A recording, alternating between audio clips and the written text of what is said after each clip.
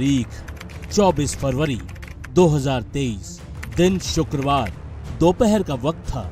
प्रयागराज के धूमनगंज में अतीक अहमद के खिलाफ चल रहे विधायक राजू पाल हत्याकांड के मुख्य गवाह उमेश पाल पर दिन दहाड़े गोलियों और बम से हमला हुआ। इस हमले में उमेश पाल, उनके सुरक्षाकर्मी संदीप निषाद की मौत हो गई। एक और सुरक्षाकर्मी राघवेंद्र को गंभीर हालत में अस्पताल में भर्ती किया गया, जहां उन्होंने भी दम तोड़ दिया।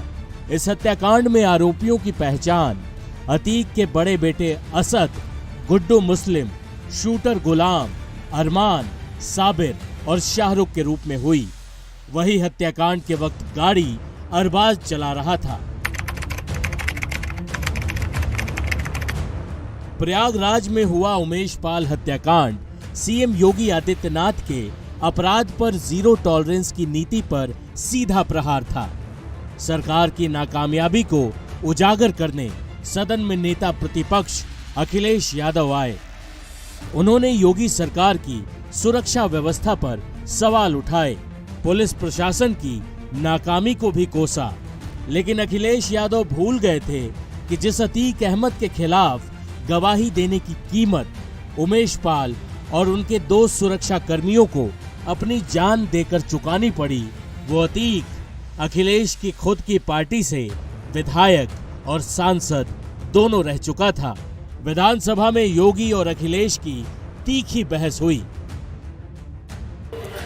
इलाहाबाद जैसा महानगर, जहां हमारा हाई कोर्ट है, न्यायालय है, माननीय न्यायालय हैं, और वहां पर इस तरीके से शूटिंग हो रही हो, दिन दहाड़े गोलियां चल रही हो, बम चल रहे हो, धुआं उड़ते हुए देख रहे हो, और मुख्य जो गवाह है उसकी हत्या हो जाए, अधिवक्ता की हत्या हो जाए, सुरक्षा जो कर्मी थे उनकी हत्या हो जाए, और आखिरकार पुलिस क्या कर रही उत्तर प्रदेश में?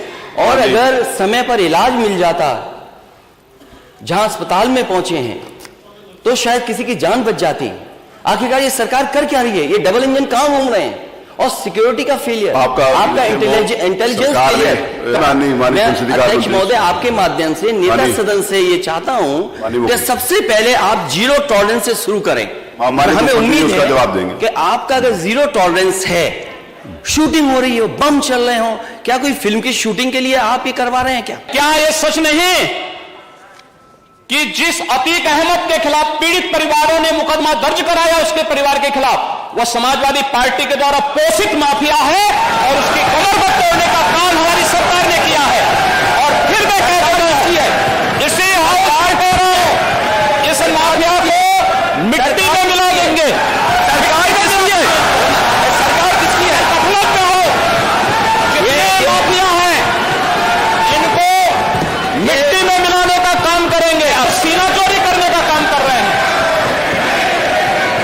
और मैं फिर इस बात को कह रहा हूं कि माफिया कोई भी हो, सरकार की जीरो टॉलरेंस की नीति है, और उन माफियाओं के खिलाफ मिट्टी में मिलाने का काम उनका हमारी सरकार करेगी, पूरी मजबूती के साथ उनसे निपटने का कार्य करेगी।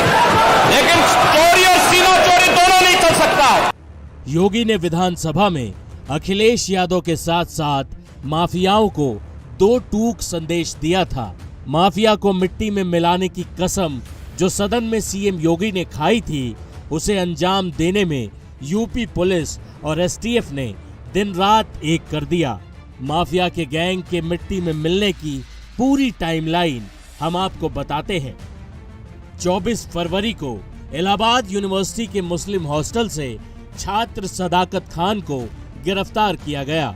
सदाकत के कमरे में ही उमेश पाल हत्याकांड की साजिश रची गई थी। 27 फरवरी को अरबाज को धूमनगंज के नेहरू पार्क में पुलिस मुठभेड़ में मार गिराया गया। अरबाज वही क्रेटा गाड़ी चला रहा था जिसमें उमेश पाल के हत्यारे सवार थे।